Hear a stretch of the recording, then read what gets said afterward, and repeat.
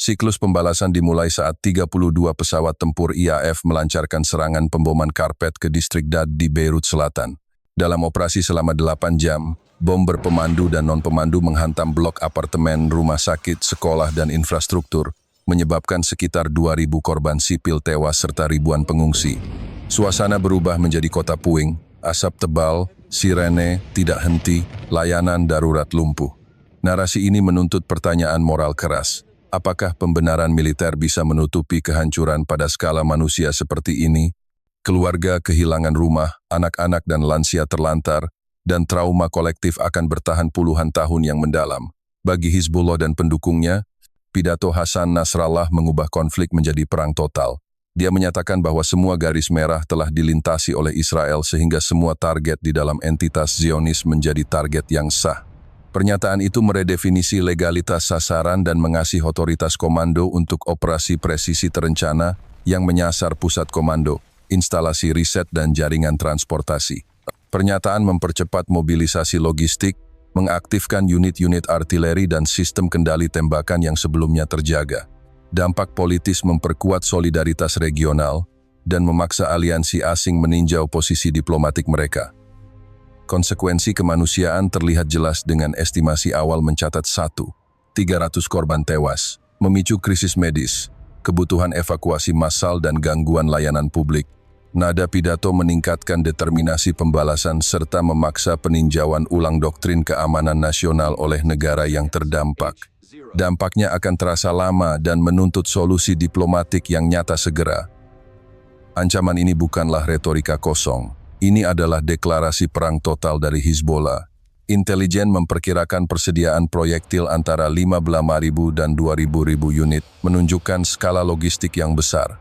Lebih penting, transfer teknologi dari Iran menghasilkan kemampuan rudal balistik presisi seperti Fateh 110 dan varian Zulfakhar, yang dilaporkan memiliki jangkauan hingga 700 km dan akurasi titik pada SEP kurang dari 10 meter. Transformasi ini mengubah karakter ancaman, dari serangan artileri jarak pendek menjadi ancaman presisi yang dapat menarget fasilitas infrastruktur kritis di dalam wilayah Israel. Kemampuan penargetan memungkinkan serangan terhadap pusat komando, stasiun transportasi utama, dan kompleks riset industri yang sebelumnya dianggap aman. Analisis teknis menunjukkan bahwa kombinasi pemandu inersia, koreksi satelit, dan terminal optik meningkatkan probabilitas hit pada sasaran bernilai tinggi. Konsekuensinya bersifat operasional dan strategis. Kesiapsiagaan pertahanan dan distribusi aset harus segera disesuaikan untuk menghadapi ancaman yang kini memiliki jangkauan dan ketelitian baru. Unit peluncur tersembunyi dan silo improvised telah ditempatkan di lembah-lembah terpencil dan jaringan komando tersebar meningkatkan kelangsungan serangan, sementara perencanaan logistik menunjukkan stok suku cadang dan bahan pembakaran untuk kampanye berkepanjangan yang siap digunakan. Hizbullah bukan lagi gerilya biasa tetapi telah berubah menjadi kekuatan militer regional dengan rudal Fateh 110 dan Zulfakhar berjangkauan 700 km, dilengkapi hulu ledak seberat 1 ton, serta sistem pemandu inersia dan optik yang menghasilkan akurasi di bawah 10 meter. Operasi Gemadahye dimulai tepat pukul 09.00 pagi dari 42 peluncur tersembunyi di lembah Bekaa dan dataran selatan Lebanon. Sebanyak 96 rudal ditembakkan serentak menuju pusat komando, jaringan kereta, dan distrik teknologi Tel Aviv. Kecepatan terminal mencapai Mach 5 membuat Iron Dome gagal mengunci sasaran. Dalam 180 detik pertama, lebih dari 20 ledakan besar mengguncang kota dan memutus komunikasi nasional. Target mereka adalah distrik teknologi Silicon Wadi, kompleks pertahanan Hakiria, dan pusat transportasi Safidor Center. Rudal balistik berbobot 1 kg dengan jangkauan 700 km diluncurkan pada 09, melaju dengan lintasan curam setara Mach 5, sehingga Iron Dome dan David Sling gagal mencegat. Dampak langsung termasuk ledakan hebat yang menghancurkan gedung kantor, memecahkan kaca, memutus jaringan kereta, dan memicu kebakaran kimia. Layanan darurat kewalahan. Ambulans dan tim penyelamat tidak dapat menjangkau banyak lokasi. Kerusakan infrastruktur menyebabkan gangguan pasokan listrik dan komunikasi. Statistik korban awal menunjukkan 300 tewas. konsekuensi ekonomi dan sosial akan berlangsung bertahun-tahun, serta memaksa evaluasi ulang doktrin pertahanan mendalam dan mendesak. Respons internasional juga signifikan segera. Salah satu target utama dari serangan rudal Hizbullah adalah distrik teknologi tinggi di utara Tel Aviv yang dikenal sebagai Silicon Wadi. Di wilayah seluas 3,7 km persegi itu berdiri lebih dari 240 gedung penelitian dan pusat data. Serangan rudal Fateh, 110 generasi terbaru dengan hulu ledak seberat 900 kg menghantam 3 blok kantor R&D utama, menyebabkan runtuhnya struktur baja setinggi 60 meter. Api dari laboratorium kimia menyebar ke gudang litium berisi 12 ton bahan baterai eksperimental, menimbulkan ledakan sekunder dan asap beracun. Server-server data dengan kapasitas penyimpanan 45 petabyte hancur, memutus koneksi jaringan antara 17 perusahaan teknologi internasional. Dalam 6 menit pertama, lebih dari 800 karyawan dievakuasi sementara 430 lainnya dinyatakan hilang. Total kerugian ekonomi mencapai 5,4 miliar dolar, mencakup paten, proyek pertahanan siber, dan infrastruktur robotika. Dalam waktu kurang dari 10 menit, jantung inovasi Israel berhenti berdetak. Serangan rudal presisi Fateh 110 dan Zolfagar menghantam Safidor Center pada pukul 09.00 pagi saat lebih dari 23.000 penumpang memenuhi peron. Atap kaca raksasa seluas 18.000 meter persegi runtuh menimpa 3 kereta komuter yang baru tiba. Ledakan berkekuatan 1 ton TNT menciptakan gelombang kejut setara gempa magnitudo 4,6 dan merobohkan 2 jembatan rel sepanjang 420 meter. Seluruh jaringan kereta api Israel lumpuh dalam 7 menit. Api menjalar ke terminal utama Israel Railways, membakar kantor logistik dan gudang bahan bakar. Lebih dari 600 orang tewas, 1.900 luka berat. Ambulans tidak dapat menembus reruntuhan beton setebal 2 meter yang menutup akses jalan. Lalu lintas macet total sepanjang 8 km di Jalan Ayalon. Dalam kekacauan itu, 2 rudal lain melesat menuju kompleks Kementerian Pertahanan Hakiria berjarak 3,4 km dari pusat kota. Ledakan kedua menghantam gedung komando lantai 9, menghancurkan server komunikasi utama dan memutus jaringan intranet IDF. Selama 4 jam 17 menit, 3 ofisier senior serta 28 pegawai sipil tewas, puluhan lain terperangkap di bawah tanah. Sirene berbunyi tanpa henti, namun pusat data cadangan turut terbakar menyebabkan sistem komando lumpuh. 4 gelombang serangan menghancurkan fungsi logistik militer di wilayah tengah. Ketakutan massal melanda, lebih dari 70% warga tidak bisa dihubungi akibat jaringan seluler jatuh.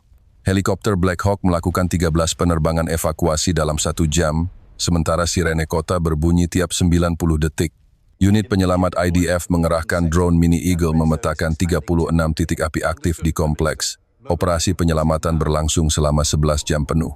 Saat malam tiba, asap tebal masih menyelimuti langit Tel Aviv. Dari menara Hakiria yang hangus, api tetap menyala di lantai 6. Kebisuan radio militer berlangsung hingga pukul 21.40, menandai hilangnya kendali Komando Nasional. Malam itu menjadi simbol kelumpuhan total. Warga berlari mencari perlindungan di tempat bawah tanah. Angin membawa bau asap dan besi terbakar, menembus udara panas kota.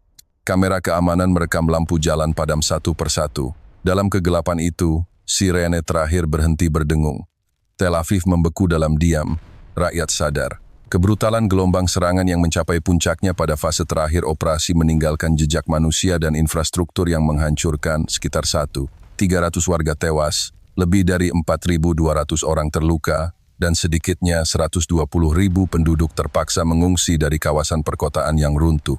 Rumah sakit utama di kota melaporkan kepenuhan ekstrem. 12 rumah sakit rujukan beroperasi melebihi kapasitas tempat tidur darurat dan unit perawatan intensif, sementara pasokan oksigen dan obat-obatan esensial menipis signifikan. Layanan ambulans mengalami kemacetan parah karena banyak jalan utama dipenuhi puing-puing sehingga waktu tanggap ke lokasi kritis meningkat drastis dari rata-rata 8 menit menjadi 3 jam.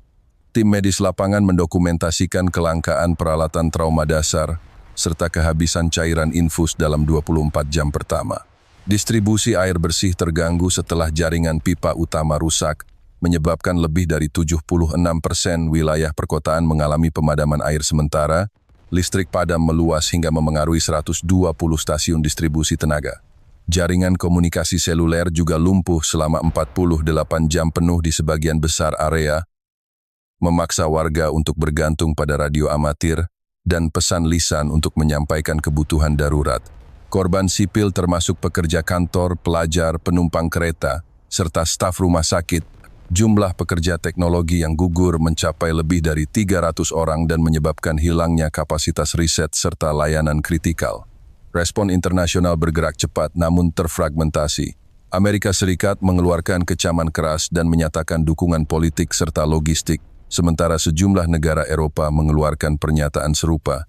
Di sisi lain, Federasi Rusia dan Republik Rakyat Tiongkok memilih bahasa yang lebih netral dan menyerukan gencatan senjata, mencerminkan perpecahan diplomatik yang tajam. Dewan Keamanan PBB kembali buntu akibat veto berulang sehingga resolusi mengikat gagal diterbitkan. Dalam ranah ekonomi, kerusakan pada pusat teknologi dan jaringan transportasi mengakibatkan penangguhan aktivitas industri serta perdagangan. Estimasi awal menunjukkan kerugian produktivitas harian mencapai 2,3 miliar dolar AS, sedangkan pusat data dan server besar rusak berat. Krisis kemanusiaan berkembang cepat. Kebutuhan utama meliputi makanan, air, layanan medis trauma, dan perlindungan bagi lebih dari 25.000 keluarga tanpa tempat tinggal. Antrean bantuan di perbatasan memanjang hingga 14 km karena pemeriksaan keamanan dan logistik yang berbelit. Dampak psikologis juga meluas. Layanan kesehatan mental mencatat peningkatan 260% kasus trauma pasca ledakan. Anak-anak menjadi kelompok paling rentan. Sekolah ditutup tanpa batas waktu yang pasti. Dari sisi strategis, kejadian ini mengguncang kepercayaan publik terhadap kemampuan negara melindungi warganya. Institusi keamanan menghadapi tekanan besar karena bukti kegagalan deteksi dini dan pertahanan. Analisis militer menyoroti pergeseran doktrin, kemampuan lawan menembus sistem anti-rudal mengubah persepsi tentang zona aman. Pemerintah kini dipaksa meninjau ulang alokasi sumber daya pertahanan dan protokol evakuasi. Di parlemen muncul tuntutan akuntabilitas, audit sistem Iron Dome dan David Sling, serta reformasi kesiapsiagaan sipil. Efek domino menjalar ke ekonomi regional. Harga bahan pokok naik 18% dan perdagangan lintas batas terganggu selama berhari-hari. Dunia kini menghadapi dilema moral, menyeimbangkan tekanan politik untuk mendukung sekutu dengan kebutuhan kemanusiaan yang mendesak. Dampak jangka menengah meliputi pemutusan rantai pasokan komponen elektronik, kehilangan 30.000 pekerjaan sementara, dan beban fiskal meningkat 11%. Organisasi kemanusiaan memperingatkan risiko epidemi serta krisis sanitasi akibat rusaknya fasilitas air limbah. Stok vaksin dan antibiotik menurun hingga tingkat kritis. Publik menuntut transparansi penuh atas laporan intelijen dan penanganan darurat. Tekanan politik kemungkinan memicu investigasi parlemen dan revisi kebijakan pertahanan nasional. Pemulihan diperkirakan memerlukan waktu panjang. Rencana rekonstruksi senilai 8 miliar dolar harus dimulai segera untuk membangun kembali infrastruktur vital. Namun luka sosial jauh lebih dalam dari sekadar beton dan baja.